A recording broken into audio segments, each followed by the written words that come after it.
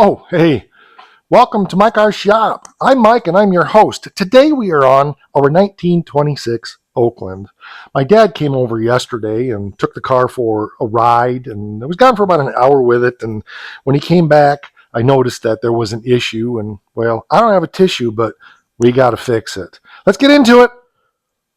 So when I went to put it in the trailer after he left, I noticed we had a soft hoof. And turns out it's more than just a one that went soft. When I got out through the trailer this morning, it was flat as a pancake. So we're going to put the spare tire on until we can get this one apart and see what's going on. It's been a while since we've worked on any of this stuff, and it's not rocket science, but by the same token, very few people know how to actually change a wheel or even repair a tube on something like this. So we're going to pull it apart and see what we got and share all of that work with you. Also, thanks to my good buddy Jack, who donated a mark to the shop. Thanks to my good buddy Mark that donated a jack to the shop. I really appreciate it. So we're going to put that right to work today. Maybe. I'm not going to know how to act with a jack that actually works like it's supposed to. Oh, that's cool. That's one of those ones that has the high, it raises fast when there's no pressure on it. That's cool as a cucumber.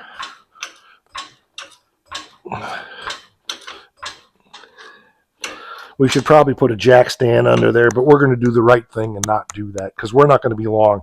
Let's take this off of the spare tire rack here, and then it'll be ready to go. It'll just be real quick to put that on there. So the way that these work is there are these wedges that are here, and the tire and rim come off of the wheel. This wheel assembly stays on the car. So all of that stuff is here, but we have several thousand new viewers on the channel since we did this. So I wanted to give you a recap on that. I'll show you when we get it apart here. But you just take off these 6 nuts and wedges, and that rim will pop right off of the car. You also have to make sure that you're careful with the inner tubes here. You have to kind of take it off with that in mind. So we're going to take it out of gear so we can spin that around.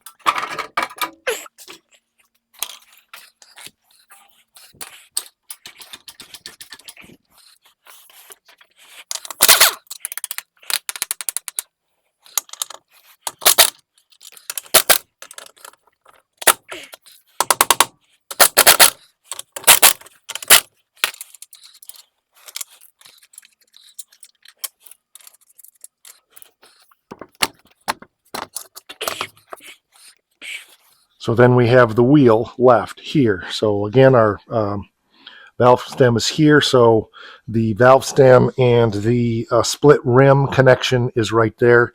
And we'll show you how we take these apart here in a minute. But let's get the good one, which is this one, on the car.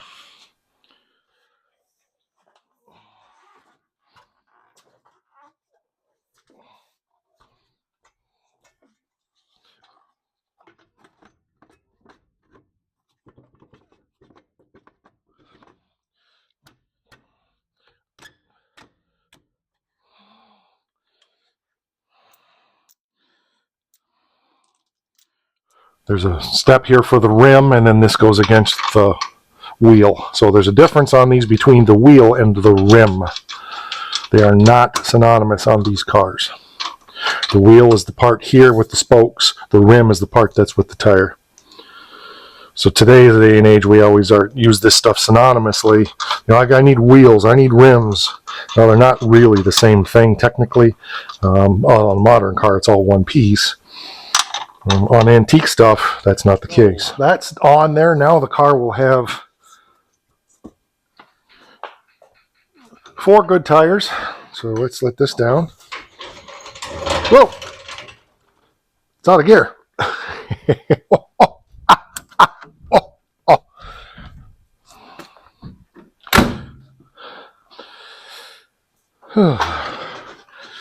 Edit that out, Paul. Edit that out. Not really.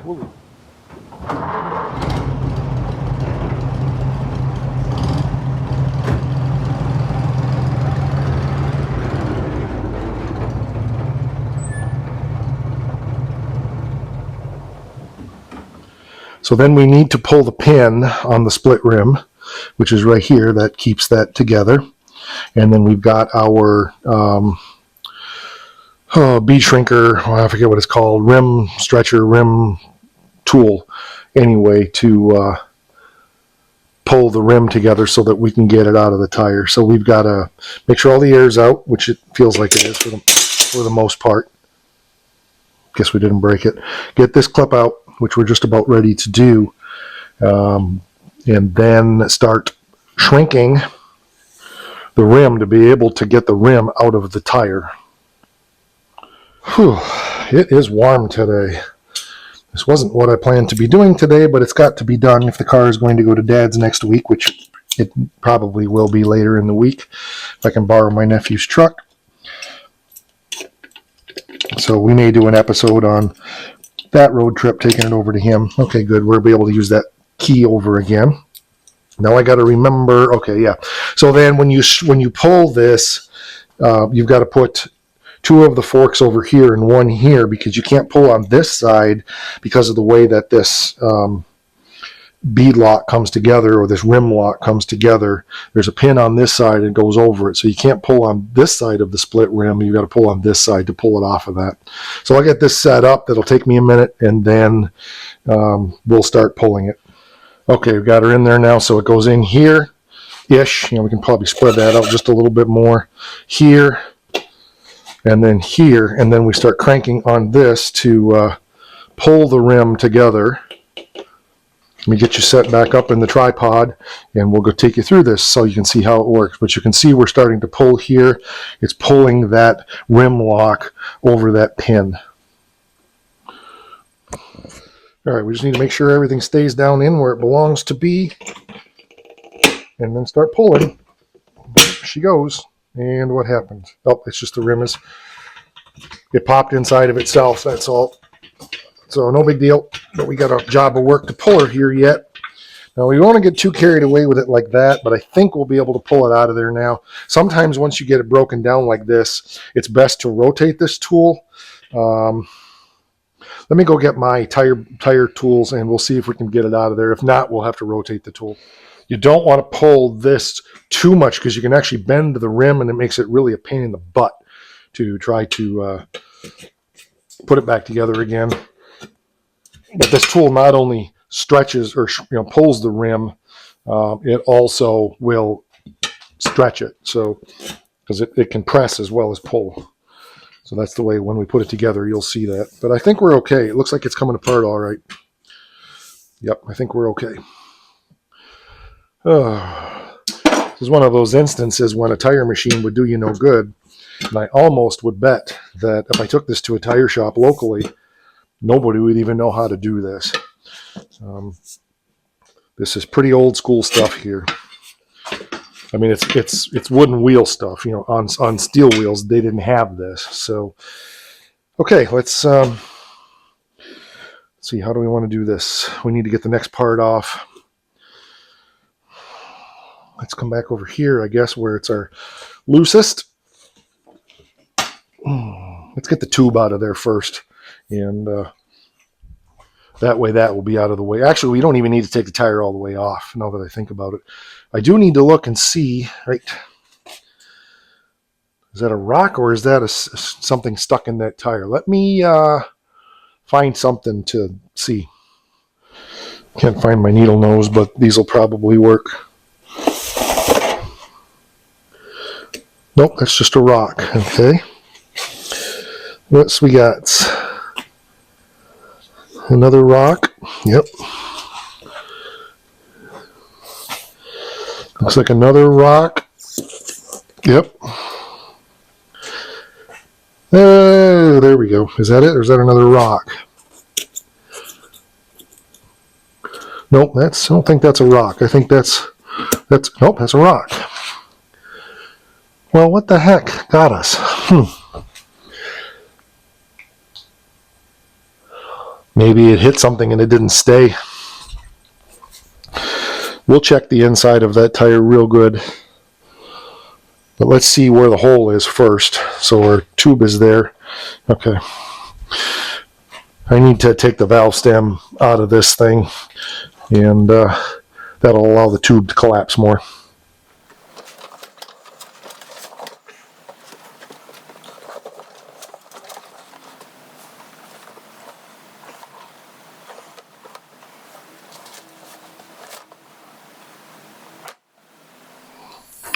Let's take a peek and see what we got for a leak, if we have one, which we should have.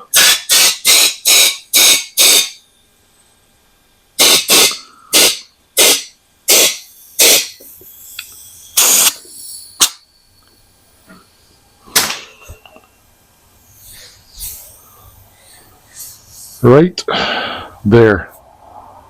Yep, right there's the leak. It was just a little pinhole. So in relative to the, it's right here. Okay, let's feel inside the tire and see what we got. So let's see again. Relative to that, the leak is right there. Oh yeah, right there. There's a piece of wire in there. Got picked up off the road somewhere. Definitely. Didn't see that before. Let's bring you around. Pretty hard to see, but it's right there. I want to feel inside and just see how far through that went, just because I'm curious. Then we'll pull it out. Yep, that little prick right there caused a little prick mark in the inner tube, but you can't even see it now that it's not inflated. I'll blow it up again so you can see it right there. There it is. You actually can see it. That's our little prick mark right there from that little staple or whatever that is that got picked up. I don't know that I have a tire tube repair patch kit here. Oh yeah, about in less than 1/8 of an inch, more than a 1/16, less than an 1/8. That would do it. All right, let's get our. Good. I'm glad we concluded exactly what it was. I'd hate to have it have been one of those ran over some things. Oh, there's two of them. What the heck they are? Only one of them broke through, but oh yeah, that's the one right there. So yeah, there we go. There's our culprit, whatever that is. Something off the road. Got it. Actually, you can see where both of those little wire marks are right there. There's one there and one there. So I'm going to mark this by the China. Call uptown. I'm guessing they're closed by now. There's a place we can get it fixed. I don't have a tire patch kit. I just looked. I haven't patched a bicycle tire in 30 years, so I don't have one that will work for this. Well, at this point, the tire shop's closed. I need to make a decision if I'm going to go to town and get a tire patch kit, or go tomorrow, or just wait till next week and take it to the tire shop. I'm uncertain is what I'm saying. So this is where we're going to stop on this for now. I'll pick back up here like that for you, but it's going to take me a little time to process. I'm probably just going to run to town either later today or tomorrow and go to O'Reilly's and see if they have a tire tube patch kit. They probably do. If not, maybe Walmart will have it in their bike section. It's not a very big hole, so it should be pretty simple to fix. I would just prefer to get the good patch that the tire shop does instead of the little cheap ones that a guy does at home. But this is going to become the spare, so it'll probably be all right. We'll go from there. So, all right, we'll see you soon. Just like that for you, and lots of cogitating. Well, here we are, day 2. I got my tire patch kit. I'm just going to scuff this up a little bit here. I was thinking that in some of the Oakland stuff that we got with the car, I'm thinking there might have been some old tire patch stuff, but that would have been from the 40s or maybe from the 30s, so we don't really want to use that. We're just taking our little tool here and scratching it up so the glue can stick. Okay, it's pretty good.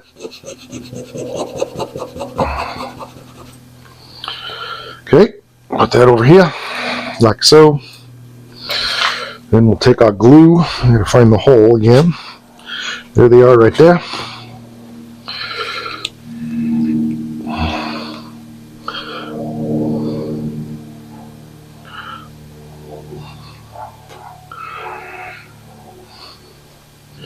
I always try to put more on there than the size of the patch. That's what I do. I don't remember if you're supposed to let that dry a little bit. I better look at the instructions a second. What does she say?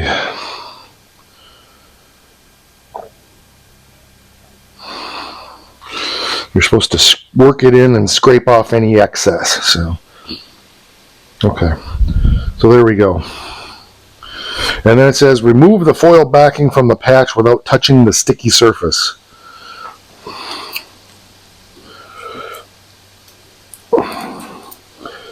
Alrighty then. I haven't patched an inner tube in probably since my kids were little. It's been a hot minute. Oh, I see. Okay, like that. Okay. And then apply the patch sticky side down, center it over the puncture, and press firmly around the edges. Firmly and around the edges. Okay. Then when you got that done,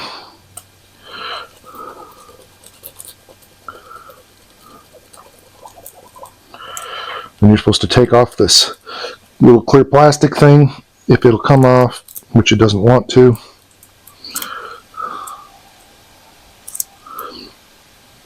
What did I do? Put it on the wrong way?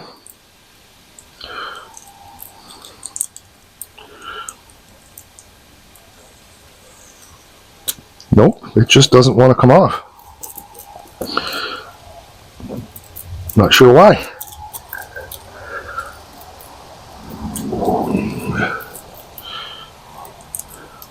Nope, it does not want to come off of there. I have a feeling we got a defective patch. Oh, no, okay. I thought I knew what it was, but then I didn't. There we go. Pot liquor. All right, we're going to put some more glue on it. It's just, patch must be old, because it's not cooperating very well at all. All right. Okay, and now we'll put that down.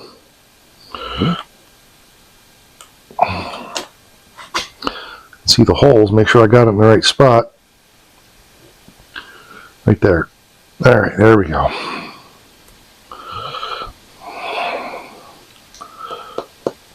Well, it didn't exactly turn out the way I hoped, but I'm going to put a little excess glue around it just to be safe. That clear plastic did not want to come off of there. I was just about tempted to leave it there, but I thought, no, do the right thing. Okay, we got to wait for that to dry a bit, and then we'll blow her up and see what.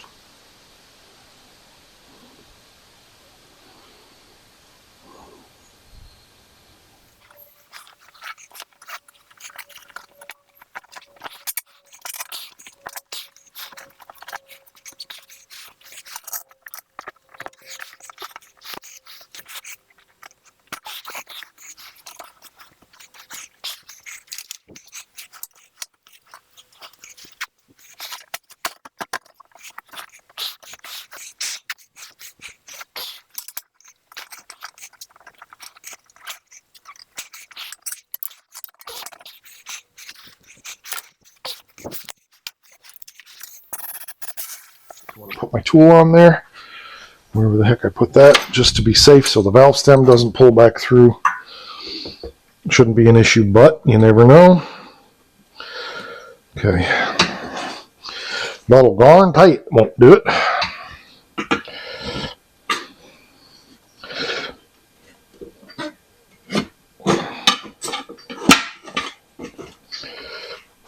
Can't emphasize enough. If you're going to do these things, get the proper tools. Don't use screwdrivers. You'll pinch your tube. With this, if you pinch your tube, there's no sharp edges.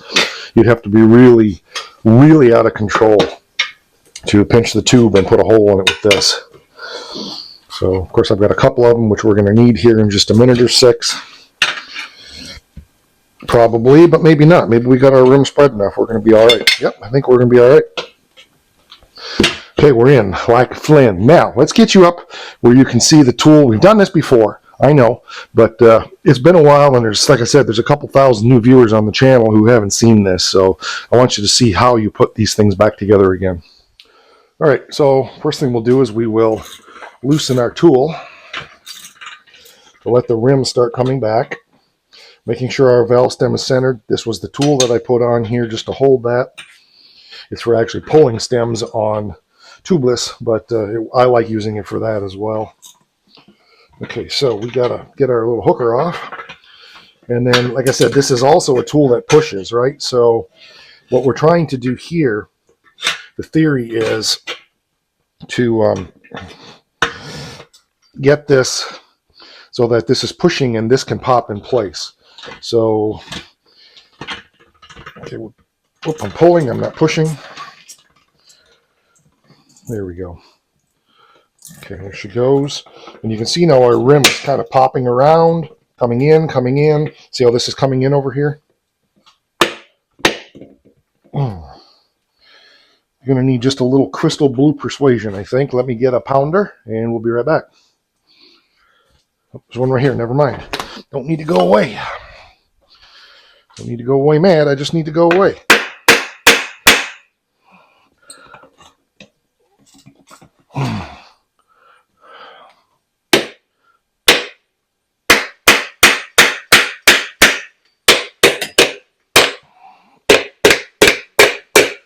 Okay, we're in like Flynn. Every rim is different. You need to learn how to read the rim and how it's been bent over the years in order to know where best to put these back together again. I might have been better to twist this way a little bit more, but this worked. That was my next step if this didn't. Before I go further, I'm going to put my key back in here so that this doesn't pop back out, and then we'll get our tool out and we should be able to blow it back up. All right, I got our little key. It's just a cotter pin. Stick it in and bend her back. That'll hold the rim together. Okay. Okay, there we go. It's in there now, like a ragu. Okay. Take our little tool out. Viola. We can blow this up. I'm not going to put the valve core in yet. We're going to just use our blowgun to blow it up, make sure everything is good. Then once I've kind of confirmed that, then we'll put the valve core in and bring it up to pressure.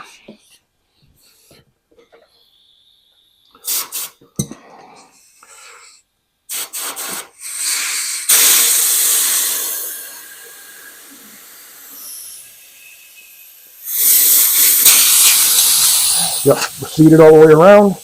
Remember, there's no bead lock on these at all, so it doesn't have to pop over a bead. It's just a flat rim. Okay, we'll get our valve thing in there.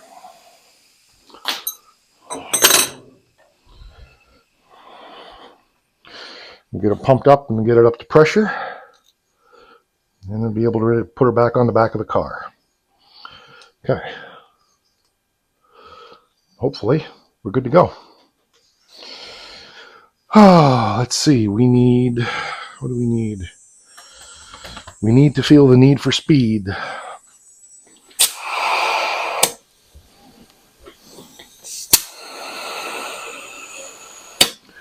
There's a lot of air that comes out as the tube fills the tire because the tube is down, and then you blow it up and there's air displacement. So there's a lot of air that rushes out around the valve stem particularly.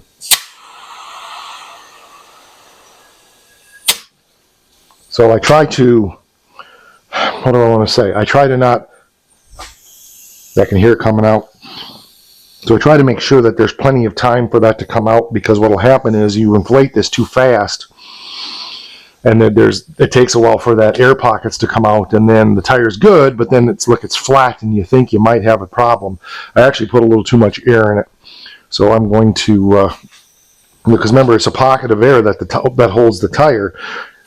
Needs to be inside the tube, but if there's pockets of air outside the tube, that will eventually come out, and then you'll think you have a leak. So I try to be careful about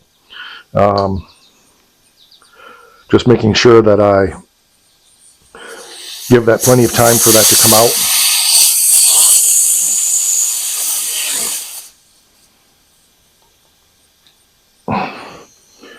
Yeah, I think we're okay. Well, I can still hear some coming out.